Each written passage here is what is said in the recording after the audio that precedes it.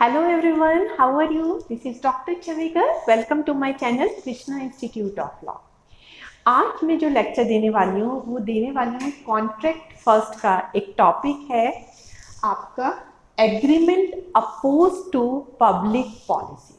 This is very important topic, ये आपको जरूर आना चाहिए, तो इस पर मैं आज आपको लेक्चर दूँगी। देखिए, सबसे पहले तो आप समझिए पब्लिक पॉलिसी किसे कहते हैं, क्योंकि हमने लिखा है agreement oppose to public policy, तो पब्लिक पॉलिसी किसे कहते हैं उस पर आपको पता होना चाहिए। देखिए, पब्लिक पॉलिसी का मतलब होता है जो सोसाइटी है जिसमें आप रहते हैं उस सोसाइटी का कुछ नॉर्म्स होते हैं, कुछ मॉरल होते हैं और कुछ उसका इंटरेस्ट होता है।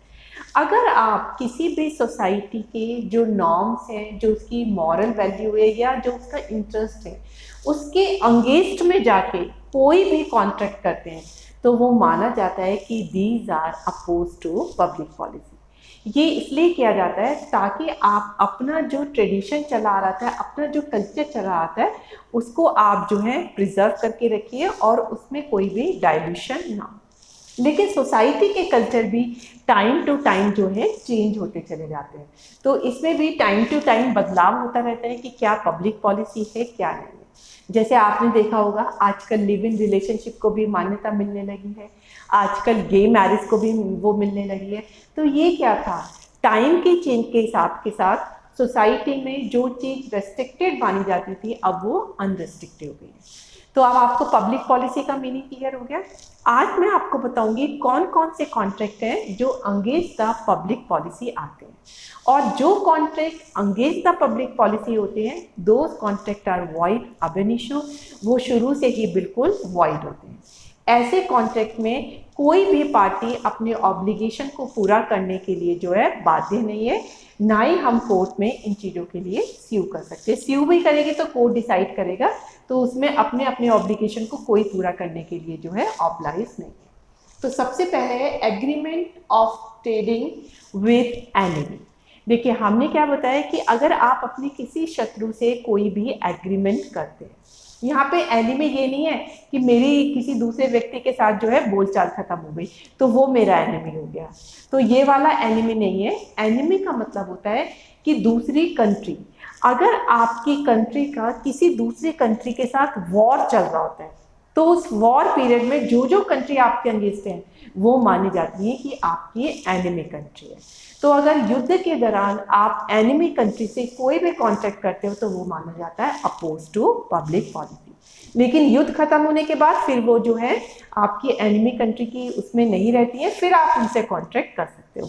तो युद्ध के दौरान जब तक वो एनिमी कंट्रीज है तो उनके साथ कोई भी एग्रीमेंट करते हो तो those agreement are oppose to public policy. Clear हो गया। अब नेक्स्ट आता है एग्रीमेंट फॉर स्टिफलिंग प्रोसिक्यूशन।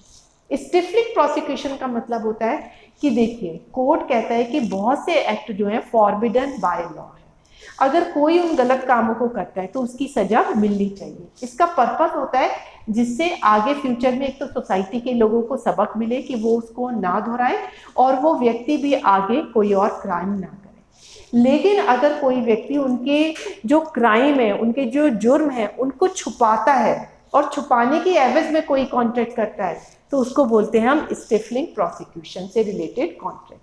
तो ऐसे कॉन्ट्रैक्ट भी पब्लिक पॉलिसी के अगेंस्ट माने जाते हैं। फॉर एग्जाम्पल, एक्स ने जो है मर्डर कर दिया, उसको मर्डर करते हुए किसने देखा, वाई ने। अब वाई कहता है अगर आप तुम मुझे 1 लाख रुपए दोगे तो मैं किसी को नहीं बताऊंगा आपने मर्डर किया और आप यहाँ से भाग जाओ। तो ये कहलाएगा, ये वाला कॉन्ट्रैक्ट किसका है, स्टिफलिंग प्रोसिक्यूशन का है, और ये वाला कॉन्ट्रैक्ट बिल्कुल वॉइड होता है। अब नेक्स्ट आता है आपका agreement in nature of maintenance and champerty.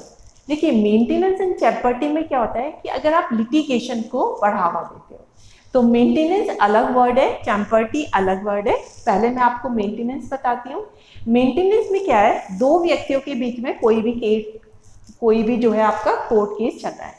अब तीसरा व्यक्ति, उसका कोई लेना देना नहीं है उस कोर्ट केस से, लेकिन वो उनमें से एक व्यक्ति की हेल्प करता है कि तुम जो है, मैं तुम्हारी पैसे से हेल्प करता रहूँ और आप ये केस चलाते रहो, तो ये माना जाता है मेंटेनेंस का। इट मीन कि वो जो आउटसाइडर है, वो थर्ड व्यक्ति है, वो लिटिगेशन को और बढ़ावा दे रहा है, जो कि एक गलत चीज़ है। तो दिस इज कॉल्ड मेंटेनेंस। अगर मेंटेनेंस के लिए आप कोई कॉन्ट्रैक्ट करते हो तो वो बिल्कुल वॉइड है। नेक्स्ट आता है चैम्पर्टी। चैम्पर्टी में क्या होता है, एक व्यक्ति दूसरे व्यक्ति को पैसे देकर हेल्प करता है कि आप कोर्ट में केस करो और अपनी प्रॉपर्टी को रिकवर कर लो, लेकिन रिकवर करने के बाद उस प्रॉपर्टी में से थोड़ा सा शेयर आपको मुझे देना पड़ेगा। तो आपने क्यों हेल्प करी कि दूसरा बंदा अपनी प्रॉपर्टी को रिकवर करे, उसमें से कुछ शेयर उसको मिल जाए। तो ऐसे जो केस होते हैं जो चैम्पर्टी के होते हैं वो भी बिल्कुल वॉइड होते हैं। इसमें एक बड़ा फेमस केस हुआ था आपका वेंकटा स्वामी वर्सेस कट्टा नेगी का। कौन सा केस था? वेंकटा स्वामी वर्सेस कट्टा नेगी। इसमें एक व्यक्ति ने दूसरे को 50,000 दिए कि आप अपनी प्रॉपर्टी रिकवर कर लो। ये 50,000 मैंने इसलिए दिए जिससे आप कोर्ट में अपना केस दायर कर सको। अब जो भी प्रॉपर्टी आएगी उसका 3/4 पोर्शन आपको मुझे देना पड़ेगा। तो माना गया कि ऐसा कॉन्ट्रैक्ट बिल्कुल वॉइड होता है। जब उस व्यक्ति ने प्रॉपर्टी को रिकवर कर लिया तो वो बिल्कुल ऑब्लाइज नहीं था कि उसमें से 3/4 पोर्शन जो है एक्स को दे, भले ही उसने उसे 50,000 की हेल्प की हो, क्योंकि it is included under the definition of champerty and it is considered as oppose to public policy. Clear हो गया मेंटेनेंस टर्म ऑफ चैम्पर्टी। अब नेक्स्ट आता है agreement for sale and transfer of public office and title. देखिए public office से क्या मतलब है? गवर्नमेंट ऑफिस, जहाँ पे आपको मेरिट के हिसाब से जो है जॉब मिलती है, उनका अपना कोई क्राइटेरिया होता है। लेकिन अगर कोई रिश्वत लेके आपसे कहता है कि मैं आपको गवर्नमेंट जॉब दिलवा दूंगा या कोई टाइटल दिलवा दूंगा, टाइटल का मतलब होता है बहुत सारे अवार्ड जो है गवर्नमेंट डिक्लेयर करती है, तो उनको अगर आप रिश्वत के बल पर खरीदते हो या गवर्नमेंट जॉब रिश्वत के बल पर लेते हो, किसी को पैसे दे के लेते हो, तो माना जाएगा it is oppose to public policy, क्योंकि जो गवर्नमेंट की गाइडलाइंस है वो उसी को मिलना चाहिए, तभी वो राइट व्यक्ति के हाथों में जाए। नेक्स्ट होता है agreement in restraint of parental right. देखिए हर पेरेंट्स का अपना एक नेचुरल राइट होता है कि बच्चों पे उसका गार्जियनशिप राइट है, इसको कोई भी रिवोक नहीं कर सकता।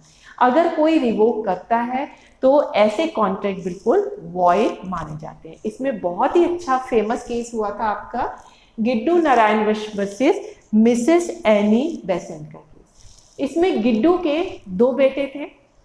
उसने क्या किया, एनी बेसेंट को अपने दोनों बेटों की गार्जियनशिप दे दी।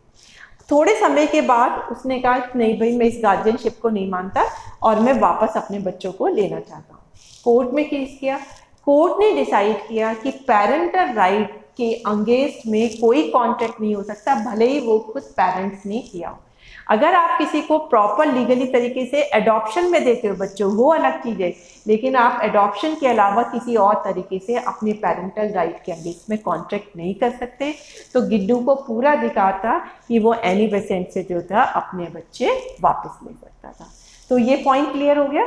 तो इस तरीके से ये था अपोज टू पब्लिक पॉलिसी। अब हम आएंगे इसके 6 पॉइंट पे। 6 पॉइंट क्या कहता है? Agreement in restraint of personal liberty. देखिए पर्सनल लिबर्टी क्या है? पर्सनल लिबर्टी बहुत इंपॉर्टेंट है और हमारे कॉन्स्टिट्यूशन ने भी फंडामेंटल राइट के थ्रू हर बंदे को जो है पर्सनल लिबर्टी दी है। आपको पता है आप कहीं भी जा सकते हो, कहीं भी घूम सकते हो, कहीं भी अपना घर बना सकते हो, कोई भी जॉब कर सकते हो, कुछ भी बोल सकते हो। तो हर तरह की पर्सनल लिबर्टी जो है कॉन्स्टिट्यूशन ने भी दी है फंडामेंटल राइट के थ्रू। तो जिस पर्सनल लिबर्टी को खुद कॉन्स्टिट्यूशन ने दिया है, उस पर्सनल लिबर्टी के अगेंस्ट में अगर कोई भी कॉन्ट्रैक्ट किया जाता है तो माना जाएगा वो अपोज टू पब्लिक पॉलिसी है और वो बिल्कुल वॉइड है। तो इसमें आपका केस हुआ था Harwood versus Miller timber and trading company का। कौन सा केस था?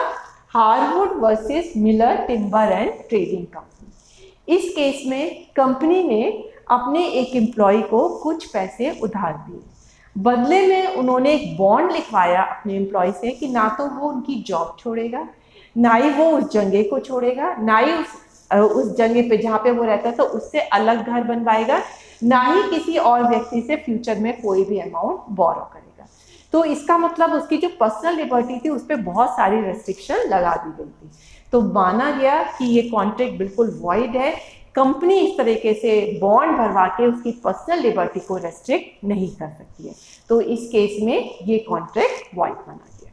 फिर नेक्स्ट है agreement in restraint of marriage. देखिए, मैरिज के लिए लड़का लड़की दोनों को राइट होता है कि वो अपनी मर्जी से अपने अपने पार्टनर का चुनाव कर सके। आप उनके इस मैरिज के चुनाव पर कोई भी रेस्ट्रेन नहीं लगा सकते। आप अपने लड़के को या किसी भी लड़की को ये नहीं कह सकते आप सिर्फ इसी व्यक्ति से शादी कर सकते हैं और किसी से नहीं, क्योंकि अगर आप ऐसे कर रहे हैं तो इसका मतलब आप उनकी मैरिज का जो उनका ऑप्शन है उस पर रेस्ट्रेन कर रहे हो।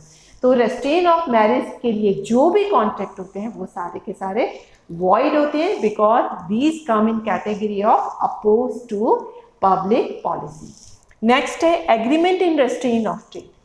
देखिए, हमारे कॉन्स्टिट्यूशन ने भी जब फंडामेंटल राइट बनाए तो उन्होंने एक राइट दिया है कि सबको जो है ट्रेड या कोई भी प्रोफेशन अपनाने की पूरी फ्रीडम है। वो कोई सा भी ट्रेड कर सकता है, कहीं भी जाके कर सकता है पूरी इंडिया में। तो अगर कोई उसकी इस राइट के लिए कोई ऑब्जेक्शन लगाता है, कोई कॉन्ट्रैक्ट के थ्रू उसके इस राइट को ऑब्स्ट्रेन करता है, तो माना जाएगा वो कॉन्ट्रैक्ट बिल्कुल गलत है, बिल्कुल वॉइड है, उसकी कोई मान्यता नहीं होगी and that contract is invalid because it is oppose to public policy. Next आता है agreement in restraint of legal proceeding.